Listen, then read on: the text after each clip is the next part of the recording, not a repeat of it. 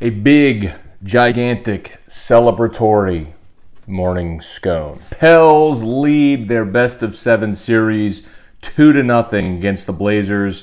I was up till after midnight last night, and it was completely worth it. I've said for a lot of years, as people have pooed the Pelicans and said, why do we care? Let them leave. It doesn't matter. Last night is why you care. Because last night was so much fun. When your team is in the NBA playoffs and every game and every possession is meaningful and it has so much emotion and angst on every basket, it's so much fun. And then when your team wins, it is glorious. So last night, the Pels, they go up 2-0. They steal both games in Portland. For a little perspective on just how good a position the Pels are in, since 1984, 20 teams have lost on their home floor the first two games of a best-of-7. Only 3 times ever has that team come back to win. So since 84, 20 teams have been in Portland's position, losing the first 2 of a best-of-7 on their home floor. Only 3 times have they come back to win. Now, oddly enough, one of those happened last year with Boston losing on its home floor to Chicago with Rajon Rondo, incidentally. Rondo was injured, didn't play the rest of the series. The Celtics rallied to win. Even still, the Pels are in great position, and it's what we've talked about since the beginning of this series, which is there's no answer for AD. He's the best player in the series, and Portland just doesn't have anybody that can handle Anthony Davis. But the other side of it is Damian Lillard, CJ McCollum. One of them is going, or both at different points, is going to be locked down by Jrue Holiday, who is an all-NBA defensive team point guard, and you saw it again last night. Damian Lillard for this series, and kudos ESPN Stats and Info for this number. Damian Lillard is 0 in the series when his primary defender is Jrue Holiday. He's not made a shot when Jrue Holiday, in the series, when Jrue Holiday is his primary defender. I mean, that's the guy who's 3rd or 4th in the NBA in scoring this season. I mean, Jrue Holiday is a fantastic defender. He's a neutralizer, and he neutralizes one of the best players in this series, certainly the best player for Portland. And that's the answer the Pelicans have and why this was a favorable matchup for New Orleans. But I'll keep going back to this. Maybe the most impressive thing, and by the way, Jrue was awesome last night. 33 points in the game. Rondo was an assist away from a triple-double. I mean, Holiday was so good. But even last night, to illustrate it, I saw this stat, which is amazing. It's the thing. But Anthony Davis didn't score in the fourth quarter. I saw this on Twitter this morning. And it's almost like you forget that happened, but they found it in other spots. If it was Mirotic, who had 17 points, you had 16 from Rondo. Jrue Holiday was sensational. Jrue Holiday was in foul trouble, sat for the bulk of the third quarter, last half of the third quarter, I guess, and Portland couldn't extend a lead, couldn't get a lead. So when Jrue Holiday came back, you knew it was on, and it was. So great to see, man. The Pels are in great shape coming home. This is kind of a wacky series. It's actually the longest distance traveled for teams in the opening round, New Orleans to Portland. So today's a travel day, and then they'll play on Thursday. So that's a quick turnaround. But New Orleans will have the home court, and they'll need the home court. And, man, if you were watching the game, when you knew Portland was in trouble, and we talk so much about adjustments, right? Like, it's one of the best things about a best-of-7. Every game is a different game. Like, game 1 was a 97-95 game. This was 111-102.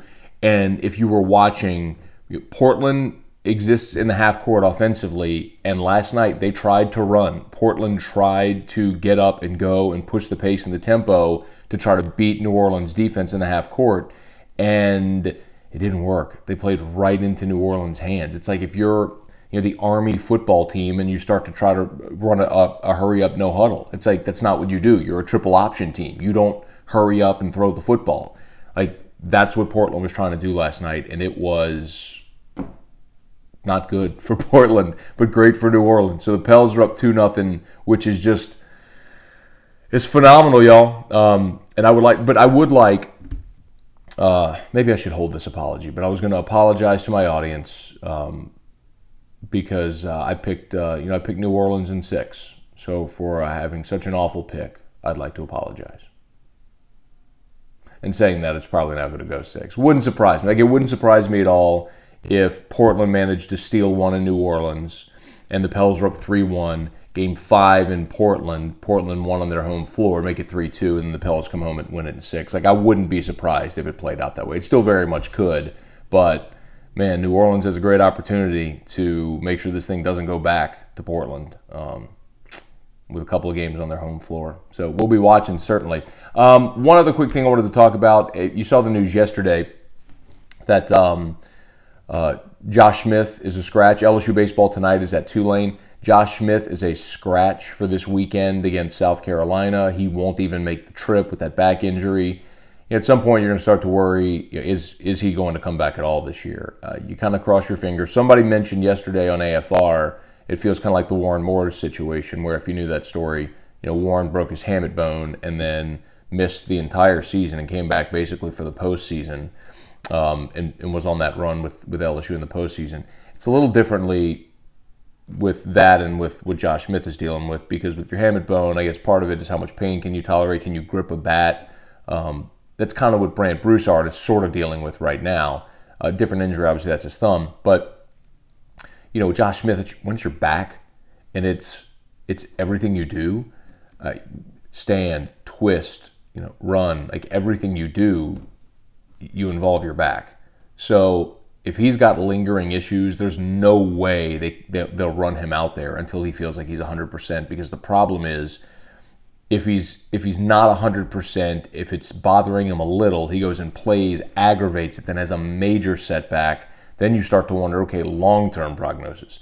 So they're absolutely making the right call, but you look at on the field and you recognize, man, you're going to need Hal Hughes to continue being stellar at short defensively, and you hope you can get something productive out of him offensively. But the good news for LSU, of course, is that Brandt Broussard is coming back. They expect him to play tonight against Tulane in New Orleans. Sorry for wearing the green shirt on the day that LSU plays Tulane. But I'm interested to see primarily 2 things tonight. Let's make it 3. Number 1, go win on the road.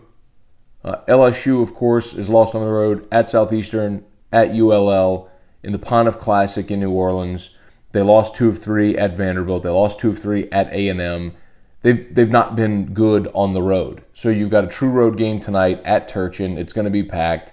There's no TV for the game tonight, so anybody that wants to see it is going to have to go to the park. So I'm guessing you're going to have an overwhelmingly Tulane crowd there at the park tonight. Go win a road game. That's number 1. Number 2, of course, is Brandt Broussard. I want to see if he plays. And if so, where do they bat him in the lineup, and does he play in the field? Something that Broussard mentioned yesterday when he met with the media was, some discomfort fielding the ball. And Sean O'Chingle told him, hey, wear a soft glove. But does he play in the field? Because if not, then Bain stays at second. But this is what we talk about, this domino effect in baseball. So if Broussard goes back in at second, then Bain moves to first, Slaughter stays at third, and then Coombs goes to the bench. But tonight Coombs is going to have to catch, because Fiducia is likely going to miss the game if he missed that story anyway. But for the weekend, that would be the case. If Broussard can't play second, then Bain stays at second. Tonight anyway, Slaughter maybe at first, Reed at third, Coombs catching, Cabrera DHing. So you're going to get to this point with Broussard back eventually. What do you do with Bain? Because Bain's staying in the lineup. Do you play Bain at first, or do you DH Bain? And if you play Bain at first, Slaughter goes to third. If you play Bain at first, then you have to choose who to DH, Daniel Cabrera or Bryce Jordan. Now, that's obviously whenever Bryce comes back. But maybe you platoon it lefty-righty, whatever the case may be. But either way, they'll have decisions to make. But these are good problems to have. So a couple of things to keep an eye on tonight with LSU. Oh, and the others, of course, starting pitcher. My guess is that they'll go Labus as they have in the midweek, but Labus did pitch on Sunday, but that one inning shouldn't preclude him from pitching tonight.